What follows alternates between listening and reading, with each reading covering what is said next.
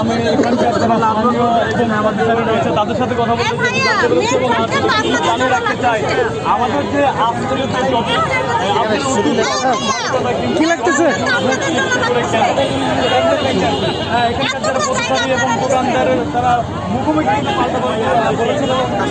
অনেক পথচারী বা স্থানীয় যারা তারা কিন্তু এই পরিবেশে অনেক বিরক্ত এই ছিল বলেন আপু কি হয়েছে কার জন্য ওনার জন্য না মিডিয়ার জন্য বেশি জ্যাম হচ্ছে এখন জ্যামটা এত বড় রাস্তা না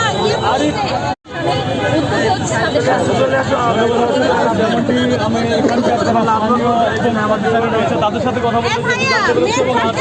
জানিয়ে রাখতে চাই আমাদের যে আজকের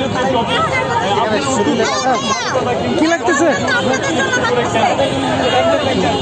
এখানকার যারা পথচারী এবং দোকানদার তারা মুখোমুখি কিন্তু পাল্টা